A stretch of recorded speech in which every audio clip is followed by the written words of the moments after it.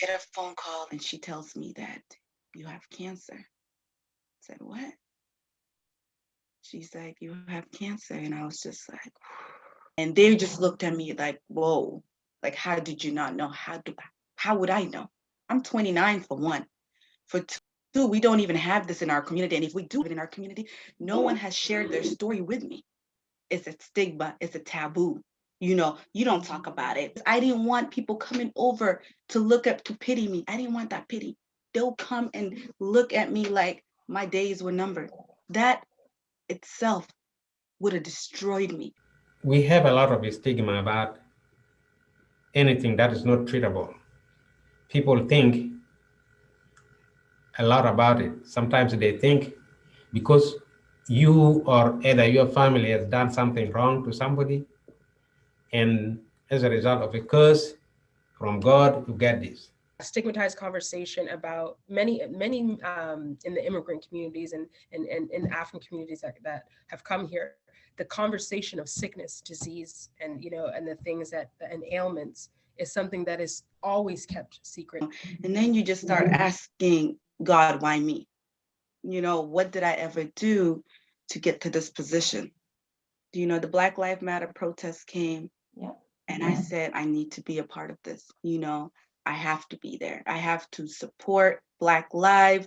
With me having chemo and me feeling so weak and not able to do so much because chemo just destroys you, no energy. I went from being in the back to being in the middle to chanting Black Lives Matter, to being in the front, to speaking.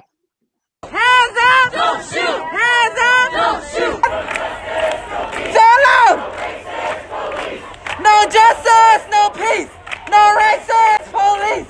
I was so motivated to be a part of this movement because I felt like to be a part of this gave me the strength to push on.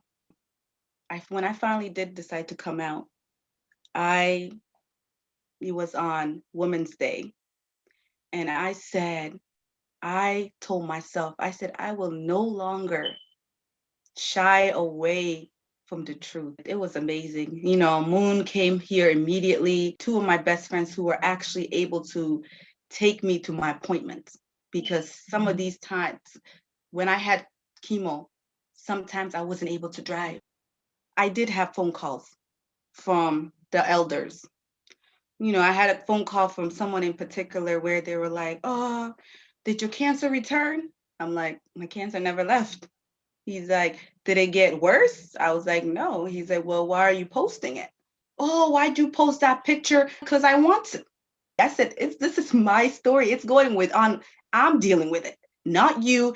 Then this one, he's like, oh, well, people are calling me. I'm like, well, if you don't want to talk about it, you can send them my way. I want somebody who's silently fighting this to see what my post. And that was the reason I put it out there. There is a lot of misinformation that many people, if they have alternative beliefs of either religious or spiritual beliefs that, they've done something wrong and that's why they have this, they can't share it. You see women that come in with extensive tumors on their chest wall and they're sitting with that for a long, long time before they come to medical attention because it's taboo. That for her to step up and, want to be the example of that and be the person that's going to take this piece forward and to take that fear and that raw emotion and have it on display and at the mercy of a community that is so sometimes toxic towards that type of strength